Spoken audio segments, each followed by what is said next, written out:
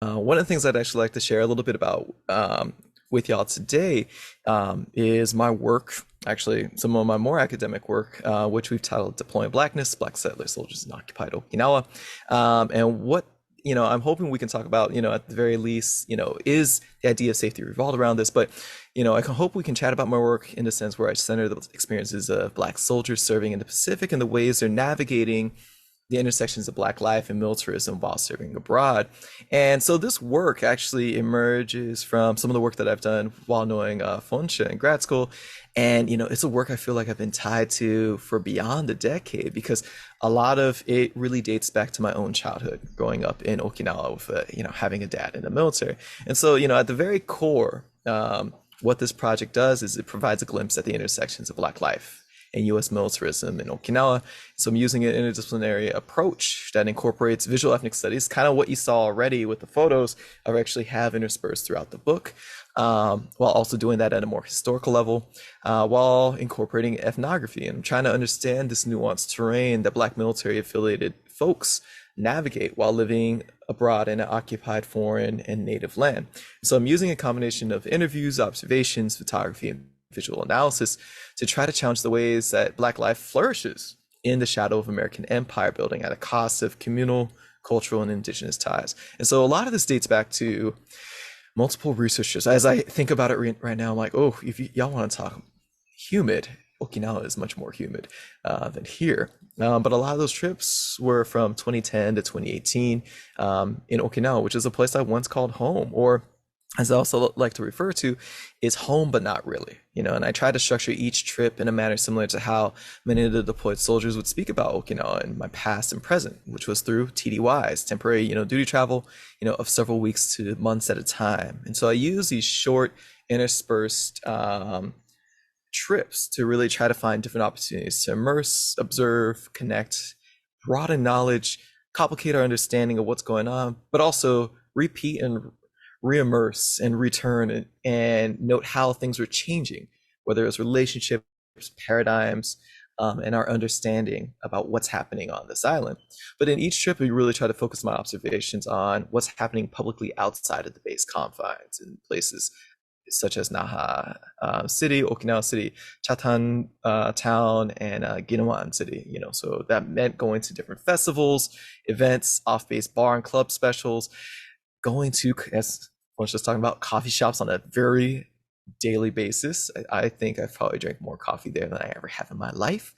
And, really trying to situate myself in these establishments to understand, what does that daily lived practice look like for folks that are interacting for interactions between Americans and Okinawans off base. Oh, the question, what major did I do at UC Davis? I was a African American and African Studies and Political Science double major. So by the time I got there, I was almost done with poli-sci, and I was like, there's got to be a better way. And so, well, if I had not found that better way, I probably wouldn't be here right now. And so, as a quick little thing, how many of us know where Okinawa is? How many of y'all? A couple of y'all. I see Tiffany's got her hand up. Brittany, was that a hand or was that just, oh, okay. What do y'all know about it? That it's in Japan. And I think there Okay, was that it's in like Japan. something with the war, something happened there. Yes. So the majority of fighting, of battling during World War II on Japanese territory happened in Japan.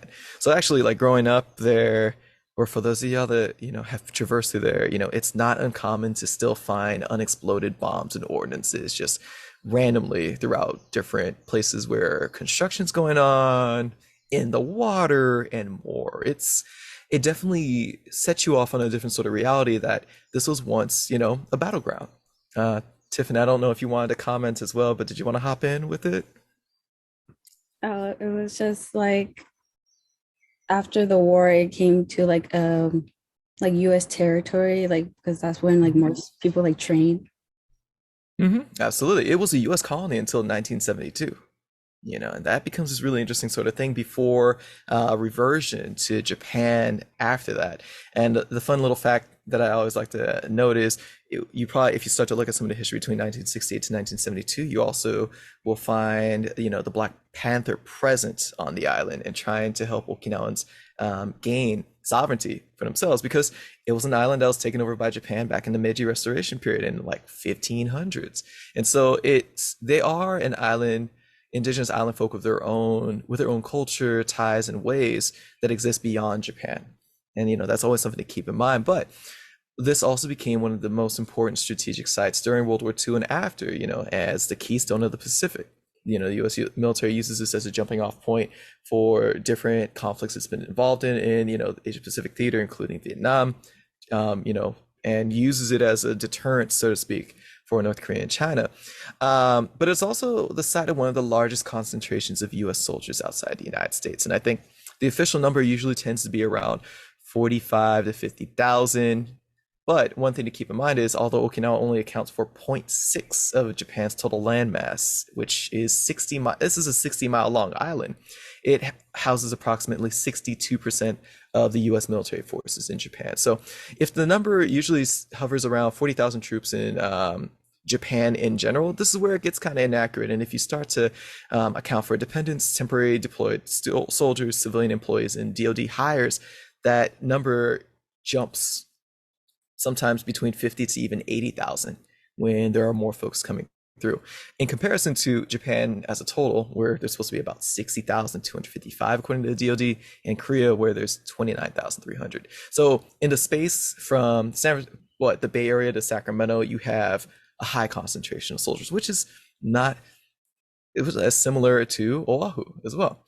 We'll get back to that. But also, why Okinawa comes up again, because there's a double colonization of Okinawa by Japan and the United States. And also, there have been multiple incidents, documented that have occurred between the U.S. military against Okinawans that include physical, environmental, and sexualized violence since 1945. Quick examples of that: 1965, an aircraft dropped a trailer on an 11-year-old schoolgirl, crushing her to death. I think the U.S. military was able to pay the family a grievance, and that was their way to just keep it moving. This was followed in 1968 with an explosion of a B-52 that crashed upon takeoff, where 4 residents were killed. But this is also during the war, so folks had a lot of questions in regards to nuclear missiles. It landed just short of an ammunition depot. That would have been crazy already.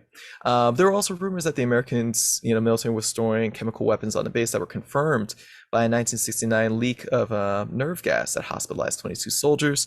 It's within the last 5 to 7 years, there have been more reports and actual documentation of Agent Orange just being dumped right off the coast by the U.S. military post-Vietnam War.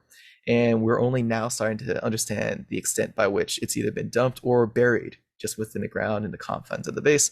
But with all these sort of incidents, the perpetrators of these crimes are rarely punished.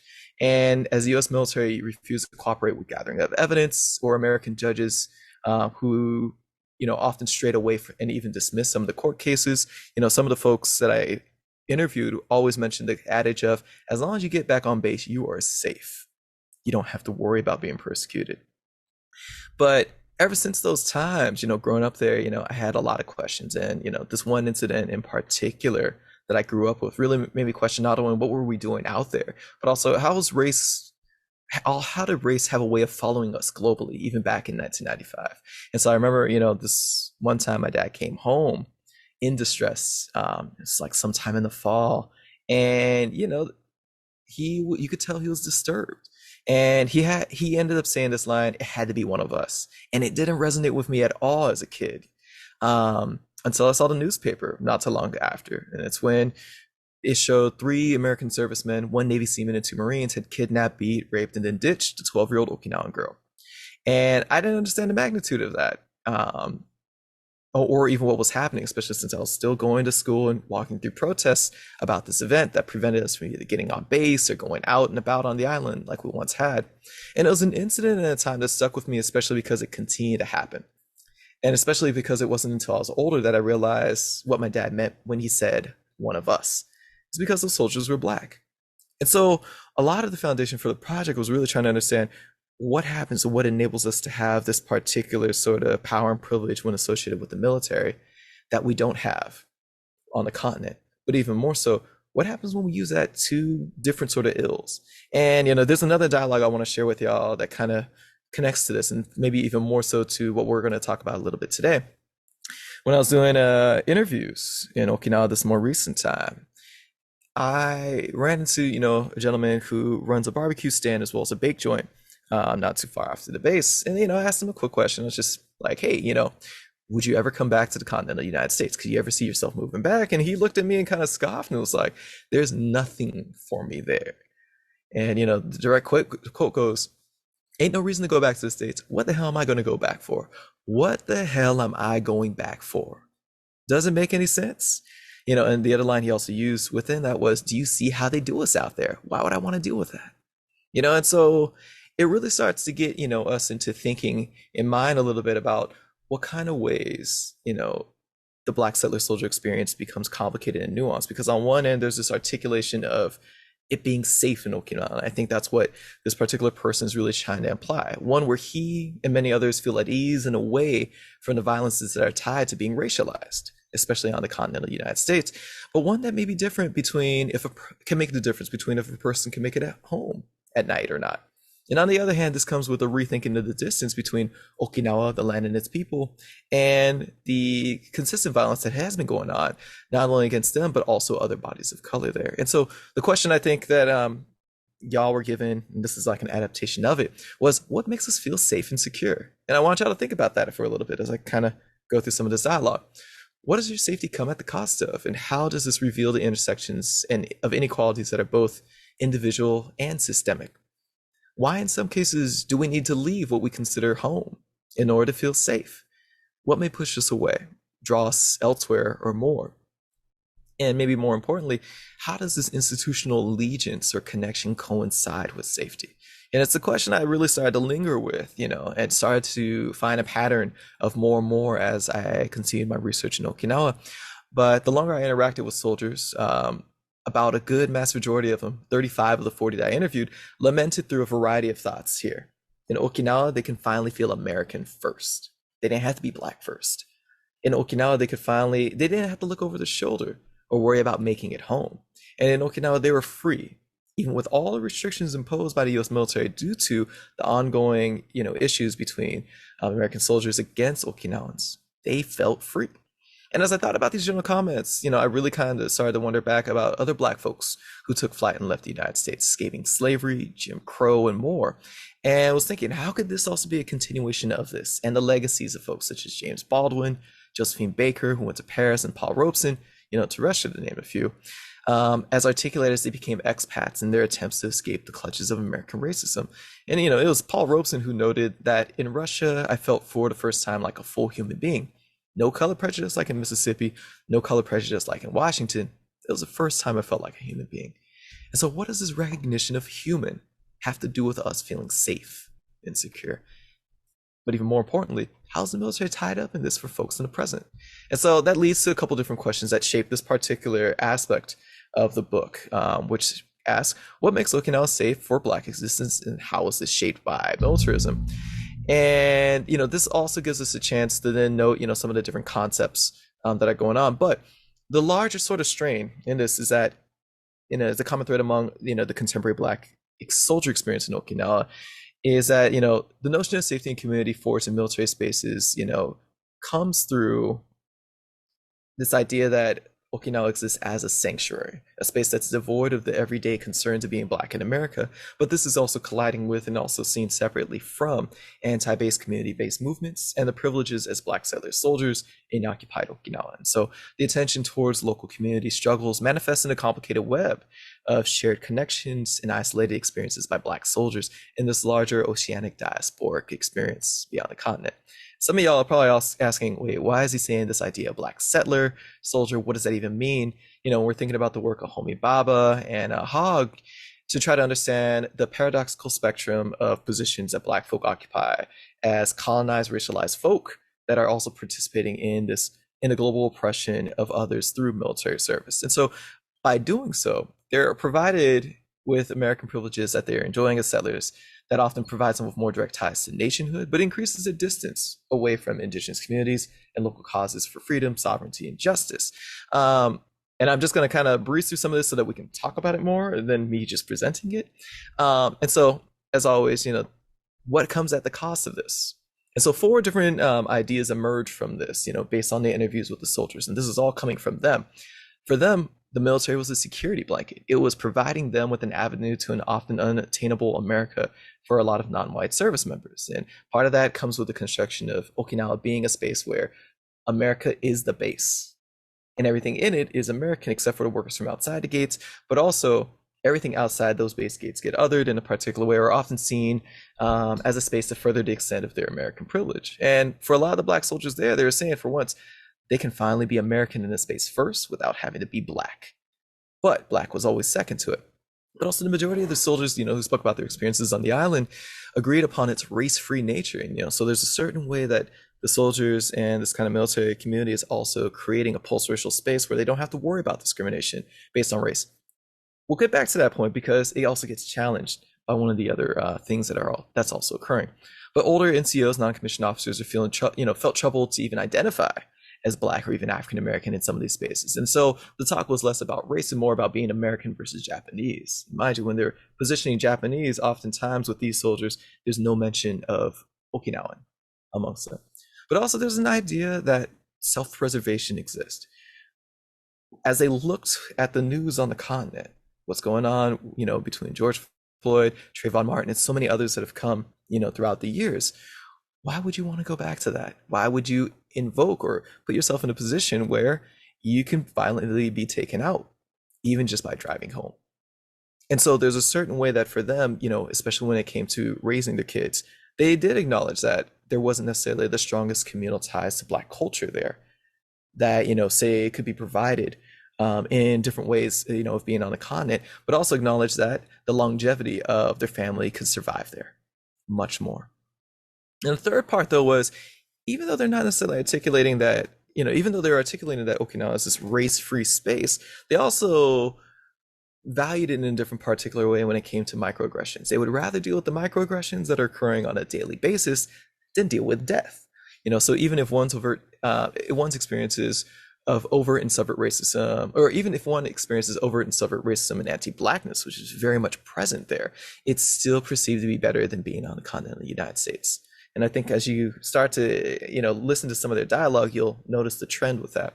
But also the last point was it also, while the majorities of respondents identified a sense of relief and impression that they weren't under the constant surveillance of being seen as a black body, due to the ascension of American national identity as a form of recognition, anti-blackness and bias is still very much present. But at the end, too, they're also noting that there are still barriers to empathizing with local concerns, incidents, and violences based on the ways of what they're being told about Okinawans and the struggles that are occurring off base, but also how that damages the mission. And so there's a certain imposition of American ways on who and what is seen as concern.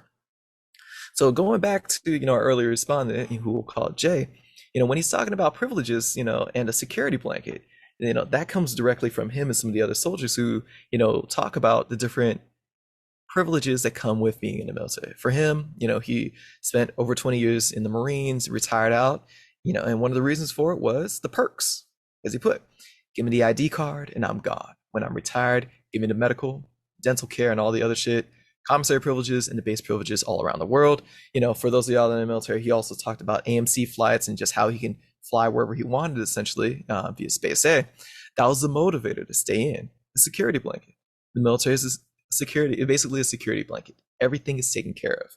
But what he also goes further to say is everything is taken care of as long as you follow the protocol, as long as you follow orders, then you're good to go. And if you factor in cost of living allowance and idea of what and who you have access to, including cheaper groceries, many of these black soldiers are using it to their advantage. Others are also using this for college. They're using this to get college credit or to, be able to afford college as well. And so there's this sort of trade-off where they're like, as long as I am able to get my access to these things, then I'm not going to worry about the other things that also come with it. When it comes to self-preservation, our buddy, and we'll just use the letter W here. It was interesting because, when I first met him, I really felt like he was the mayor of this particular bar space. He was the only black dude in the bar besides myself, and everybody else was Okinawan, and he knew everybody. It was fist bumps, it was dapping it up, all those sort of things. And in many ways, there's a sort of performative aspect to it, but also, you know, a familiarity where it didn't seem forced. That also very much resonated, where I'm like, you can definitely tell that he felt like he belonged and saw himself, as one of them. But when I asked him, would you ever, what made you stay in Okinawa? Would you ever go back? He said, I'd rather my kids grow up here. I don't have to worry about if they'll make it home. It's better for them here. Now, I need to definitely follow up with him to see if his kids actually stayed in Okinawa, because they were much younger when I first interviewed him. But it's, interesting to, even reflect and recall about that, because as he continued on, he said, why would I ever go back? It's actually, he said that right after lighting this cigar on camera. When it comes to microaggressions, and I think each person's feeling it in different ways, whether they're seen as athletes, just because for the sheer sake of being black, or as good dancers, or in my case, folks kept saying, oh my gosh, there's a little variety. It's like, oh, do you do hip hop? No. Do you dance? No. Then why are you here? Not sure. But for Black women in particular, there's a very unique experience that's going on where they're feeling it not only from Okinawan and Japanese folk, but also from fellow Black folk on base. One of my respondents, another person with the letter J, said, over here, the struggle I have is people taking pictures of me. Instead of asking, they're holding up their phone or like pretending to take a selfie. And I clearly see myself looking at myself in your phone as you're not taking your selfie. And she continued on to say, I feel like a piece of meat. And her friend that was sitting there in the interview said, that's also how Black women are portrayed in the media. They continue on their conversation and say, yes, this is real. No, you cannot touch it, referring to the multiple instances where folks are trying to get fingers into hair. And, one thing I wanted to note about this is that was coming not only off base, but very much on base from their other American folk. But they continued and they said, I don't get offended by it, but they do pretty easily. And I get why they look at us. We're amazing, creamy, chocolatey goodness, and so while they're using humor to kind of attenuate what's going on, at the same time, this, still reveals an objectification that's going on without consent. And it further, allows us to think about the conversations you can have regarding the fetishization of Black women, even though many of them feel invisible in Okinawan, American, and Japanese communities on the island. Or as they put it, we're hardly ever noticed. They look at us, call us queens, but not really. And so in another chapter, I elaborate a little further about how, this sort of dialogue is also occurring with Black men on the island, where they're going off base because they feel as though they have access to Okinawan and Japanese women that they can have fun with, versus coming on base to someone that's more stable in the form of a Black woman, or, an American woman that they can settle with. And then, two other dialogues to put out there. This is from a hip hop dancer, on the island. He said, when you're thinking about the ways that Blackness and sexuality are interacting with race, gender, and empire, and also the microaggressions that are occurring, he said, we still biased out here. The older generation of the policemen, they biased too. He's thinking about the ways that he's still being surveilled and profiled, even by Okinawan cops off base. I don't have no animosity over here, but I know that a lot of brothers do. They bring that attitude over here, and it's not like that. They don't understand the nature of the people and the customs. They don't respect it at all. They get some brothers that just want to raise hell all the time. You know what I mean? Some that have fun and make it bad for the next Black guy. You go down there, Gate 2 Street, and you'll find the brothers and sisters. They're fucking wild, man. That's Wild Street. And for those of y'all who've ever been down any kind of main strip outside of a military base, y'all probably understand where he's coming from. Us guys, we already know the deal. We've been around. The new guys have a reputation here, because now the Black guys have a reputation. Fuck them and leave them. And he's pointing to this sort of idea, that we can connect not only back to the mobility of the military, but also the sort of stereotypes that are occurring in regards to Black servicemen out there, which, is also being repeated by other Okinawans there, which is those folks are here temporarily, and you got to watch out because they will leave you.